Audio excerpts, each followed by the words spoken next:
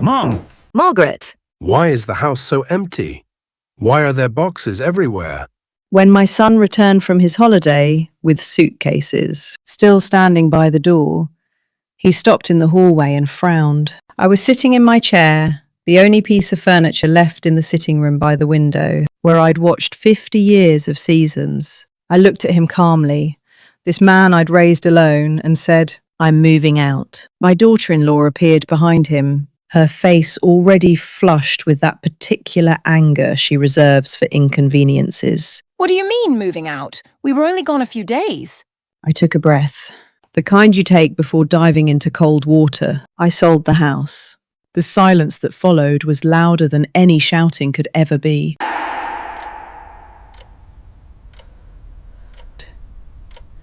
Before I tell you why I made such a choice, why a 74-year-old grandmother would do something so drastic, so final, let me introduce myself properly. My name is Margaret Collins. I've lived most of my life in Manchester, in this house, watching the neighbourhood change around me like seasons. For over 30 years, I worked as a domestic cleaner and cook other people's homes during the day, my own family in the evenings. I raised my only son, Daniel, alone after my husband passed when the boy was just 7. I thought I was an ordinary mother, or so I believed. You see, for the past 6 years, ever since Daniel and his wife Helen moved in with me, my life had become a sort of machinery. Predictable, relentless, exhausting. Every morning I woke at 5:30, no alarm needed. My body had learned the rhythm of servitude. I'd pack lunchboxes for my grandchildren, prepare breakfast, start the first load of washing. Then I'd head out to clean other people's homes until evening, only to return and cook dinner for Daniel's family. My days were like clockwork, precise, exhausting, endless. At first it felt lovely. The children, my granddaughters, Emma and Sophie, would hug me and say, "Thank you, Grandma." My heart would swell. I felt I belonged. But slowly, like fog creeping in from the moors, things changed. Helen, my daughter-in-law, Helen Parker as she was before marriage, began speaking to me. Not as family, but as staff. That's the only word for it. Margaret, the house must be spotless today. I'm having friends over. Not Mum. Not even Mother Collins. Just Margaret. As if I were hired help. Dinner at exactly 6, please. The children have lessons. Please don't mix your laundry with ours. Laundry. Separated. Under the same roof. I remember the morning it truly struck me. I was sitting for just a moment, just a brief moment of rest, listening to Woman's Hour on the radio. My legs were aching. I'd been on my feet since dawn. Helen came in, her mouth tight. It's too noisy. Could you turn it down? That was when I realised I was not family. I was unpaid help. A domestic servant in my own home. But it wasn't until I collapsed that I understood how little I mattered. The collapse. It was a Tuesday morning. I remember because Tuesdays I cleaned Mrs. Henderson's house over in Didsbury, but I couldn't get out of bed. My body, that reliable machine that had never failed me, simply refused. The fever was nearly 40 degrees. I lay there, shaking, burning, too weak to call out. Helen found me around noon. I heard her voice from very far away. Margaret, are you for heaven's sake? What's wrong with you? Not, "Are you all right?" Not, "Let me help you." What's wrong with you? They took me to hospital eventually. Daniel drove, Helen in the passenger seat. Both of them silent. In the waiting room, as a nurse, helped me into a wheelchair. Helen turned to Daniel and said, What will we do about dinner? I was burning with fever, barely conscious, and she was worried about dinner. The diagnosis came quickly. Severe spinal damage. Years of cleaning, lifting, bending, carrying. My body had been keeping a ledger, and now the bill was due. Surgery was necessary. Soon. When I told Daniel, his face went pale. But his first words, I'll never forget them, were, Then who will manage the house while you're in hospital? Not, will you be all right, Mum? Not, what can I do to help? Just who will manage the house? I went into surgery alone. The morning of the operation, as they wheeled me down that long corridor, with its fluorescent lights and smell of disinfectant, a nurse, lovely girl, couldn't have been more than 30, walked beside me, holding my hand. Is there no one with you, dear? She asked gently. I smiled. I've always been good at smiling when I'm breaking inside. They're busy, I said. It's all right. But it wasn't all right. Nothing was all right. In the bed next to mine, after the surgery, there was a woman about my age. Her name was Dorothy. Every evening, her children and grandchildren came. They brought flowers, grapes, magazines. They sat for hours, telling her about their days, making her laugh. I lay there, staring at the ceiling, listening to their warmth, their love, feeling the cold absence of my own. One night, Dorothy's grandson couldn't have been more than 10, climbed onto her bed, carefully, and said, I made you a card, Gran. See? That's you and me at the seaside. Something broke in me then, really broke. I turned my face to the wall and wept silently, my chest full of a grief so vast I thought it might drown me. A nurse found me crying in the dark. She sat on the edge of my bed, this stranger, and held my hand while I sobbed. Where's your family, love? She asked. I don't know, I whispered. I truly don't know anymore. When I came home 3 weeks later, still in considerable pain, still moving carefully, Helen was in the kitchen. She glanced up from her laptop. Will you be able to resume housework tomorrow? She asked. The place is in rather a state. I stared at her. At this woman who'd lived in my house for 6 years, who'd eaten my food, worn clothes I'd washed, slept under a roof I'd paid for, and I said nothing. Because I realised, standing there, with my surgical wounds still healing, that there was nothing to say. No words would change anything. That night, I heard them talking in the sitting room. My sitting room, though it hadn't felt like mine for years. I wasn't eavesdropping. I was simply existing in my own home, moving quietly as I'd learned to do, trying not to be a bother. Daniel's voice carried up the stairs. Life would be so much easier without Mum around. And Helen's response? Casual as discussing the weather. Perhaps we should look into care homes. She's getting on. It would be safer for her. Safer for her. That's what she said. But what she meant was easier for us. The following week, they announced a family trip to Cornwall. 2 weeks by the sea. Just the 4 of us, Daniel said, not quite meeting my eyes. A proper family holiday. You understand, don't you, Mum? You need to rest anyway. Recover properly. Family. Without me. They left on a Saturday morning. I stood at the door and waved as they drove. Away Daniel, Helen, and my granddaughters in the back seat. Emma looked back once, her face pressed to the window. She lifted her hand in a small wave. Then they were gone. I stood in the empty house, my house, and looked around as if seeing it for the first time in years.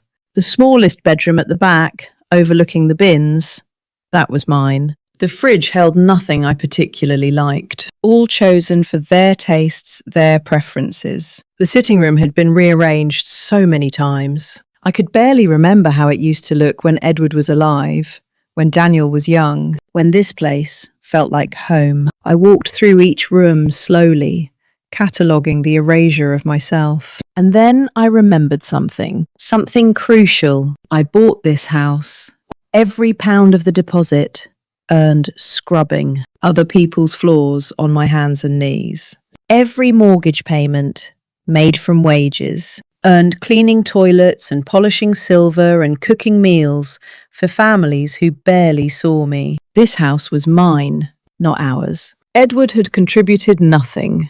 He'd died too soon, too young, leaving me with a mountain of debt. I'd paid for everything. Every brick, every tile, every window. And I'd allowed them to make me a guest in it. I picked up the telephone. My hands were shaking, but my voice was steady. Hello, yes? I'd like to speak to someone about selling my house. Immediately, if possible. The estate agent, a kind woman named Sarah, came the next day. She didn't ask questions. Didn't need to. She'd probably seen it before, elderly women. reclaiming their lives in the only way left to them. I can have this sold in a week. She said, looking around the sitting room. Good location, well maintained. It'll go quickly. A week, I repeated. They'd be gone for 2 weeks. Perfect, she was right. 3 days later, a young couple teachers, both of them expecting their first child, made an offer. Full asking price. They could move in within the month.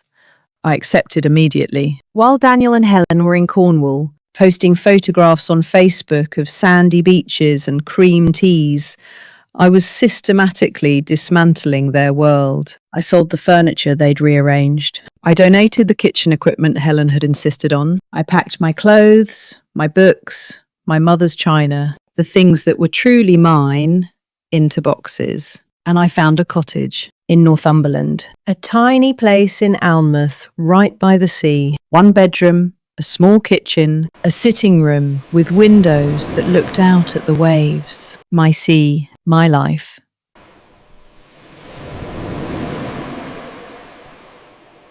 The morning they were due home, I sat in my one remaining chair and waited. I heard the taxi first, then footsteps on the path. Daniel's key in the lock. The front door opened. Mum, we're back. The traffic was murder on the...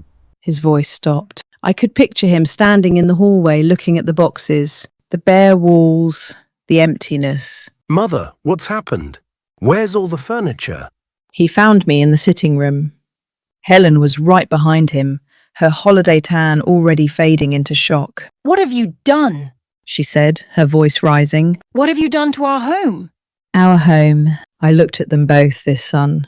I'd raised. This woman who'd erased me, and I felt perfectly, absolutely calm. I sold the house, I said quietly. Daniel's face went white. You?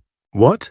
I sold it. The new owners take possession in 3 weeks. You'll need to find somewhere else to live. Helen made a sound like a wounded animal. You can't do this. You can't just we have children. Where are we supposed to go? You have options, I said. You have jobs, savings. You'll manage. But this is our home. Daniel said. And he sounded young suddenly, like the little boy who used to climb into my bed during thunderstorms. No, darling, I said gently. It was my home. My name on the deed. My money that bought it. You wanted independence. Now you have it. Helen was crying now. Loud, angry tears. After everything we've done for you, we took you in. You moved into my house, I interrupted, my voice still calm. I didn't ask you to come. You told me you were coming. Because it was convenient. Because it was free. Because you could live well and save money. While I cooked and cleaned and disappeared a little more each day. Daniel's voice cracked. Mum, please. We can talk about this. We can make changes. I've already made the changes, I said. I'm moving to Northumberland, to a cottage by the sea, where I can hear the waves instead of complaints, where I can cook what I like, where I can exist again. What about us? Helen whispered. What about the girls? And here was the moment that hurt most. You can visit, I said, if you'd like, if you can find the time between your busy lives, but I won't be waiting anymore. I won't be available for babysitting or cooking or cleaning. I won't be useful. I'll just be Margaret. And if that's not enough for you, then perhaps we were never really family at all. They left that evening. Went to Helen's mother's house in Cheshire. I heard them arguing in the hallway, heard my granddaughters crying. Confused by the sudden upheaval, Emma stopped at the door and looked back at me. Are you leaving us, Grandma? She asked, her eyes wide. I knelt down, ignoring the pain in my spine, and held her face in my hands. I'm not leaving you, sweetheart. I'm finding myself. There's a difference. And one day, when you're older, I hope you'll understand that sometimes the most loving thing you can do is choose yourself. She hugged me tight.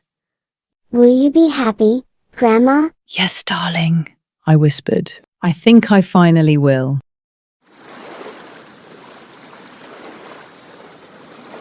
I moved to Alnmouth on a Tuesday, the same day of the week I'd sold the house. Endings and beginnings, all on Tuesdays. The cottage is small, perfectly small. One bedroom with a view of the sea. A kitchen just big enough for me. A sitting room with a fireplace I light on cold evenings, watching the flames dance, while the wind howls outside. I bought a little dog, a terrier mix from the shelter. I named him Oliver, after my father. He follows me everywhere. This small creature who asks for nothing but companionship and the occasional walk along the beach. Every morning I wake to the sound of waves, not at 5:30, whenever I wake naturally, sometimes 7, sometimes 8, once scandalously, nearly 10. I make tea in my own time. I eat biscuits for breakfast if I fancy. I read novels in the afternoon, sitting by the window, watching the tide come in and out. The neighbours there aren't many. It's a quiet village. Call me Margaret. Not Mum. Not Grandma. Not Daniel's mother or the help. Just Margaret. And slowly, over weeks and then months, I remembered who Margaret Collins actually was. I started painting. Watercolours. The sea at different times of day. I'm terrible at it, but that doesn't matter. No one's grading me. No one's judging. I joined the local Women's Institute. Made friends with Dorothy, yes, another Dorothy, different from the hospital. One who's 78 and fierce as a storm. She taught me to play bridge. I taught her to make proper Yorkshire puddings. I exist. Not for anyone else, just for myself. 6 months after I moved, there was a knock at my door. It was Daniel. He stood on my doorstep looking smaller somehow, older. His eyes were red. Mum, He said. Can I come in? I let him in, made him tea. We sat by the window, watching Oliver chase seagulls on the beach. I understand now He said finally. what we did to you, how we treated you. We were wrong, Mum. So wrong. I nodded. Yes, you were. Helen and we're in therapy, marriage counselling. She's trying to understand. So am I. That's good, I said. I'm glad. He looked at me with desperate eyes. Will you come back? The girls miss you. I miss you. We could do better. Be better. I reached over and took his hand, my son's hand. Still the same hand I used to hold when crossing streets, when he was frightened, when he needed me. I forgive you, darling, I said softly. I do, but I won't go back. Why not? His voice broke. Because for the first time in 74 years, I'm living as Margaret Collins, not as somebody's mother or somebody's maid or somebody's bird, just as myself. And I've discovered something wonderful, darling. I've discovered that I rather like myself, that I'm quite good company, actually. He wept then. My son wept in my little cottage, while the sea roared outside and Oliver curled up at our feet. I'm so sorry, Mum. He whispered. I'm so sorry. I know, I said. I know you are. He comes to visit now, once a month, sometimes with the girls, sometimes alone. Helen came once, awkward and stiff, but trying. She apologized. It wasn't enough, but it was something. The girls love it here. They collect shells on the beach. They help me bake. They sleep in sleeping bags by the fireplace and wake to the sound of the sea. Emma, my eldest, is 12 now. Last time she visited, she sat with me on the beach at sunset, watching Oliver splash in the waves. Grandma, She said. were you lonely when you lived with us? I thought about lying, protecting her, but she deserved the truth. Yes, sweetheart, I was very lonely, but there were 4 of us. How could you be lonely? Because loneliness isn't about being alone, darling. It's about being invisible to the people who should see you most clearly. It's about loving people who've forgotten to love you back. She leaned against my shoulder. I see you now, Grandma. I know you do, love.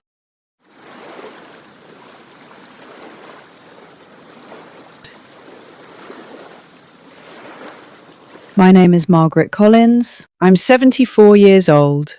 I've been a daughter, a wife, a mother, a cleaner, a cook, a servant in my own home, but now I'm finally just Margaret. I wake to the sound of the sea. I walk my dog. I paint terrible watercolours. I read novels. I eat chocolate biscuits in bed. I exist. And it's enough. God, it's more than enough. The sound of waves, peaceful and eternal. This is the story of how I stopped disappearing and how at 74 I finally learnt to live, not for them, for me.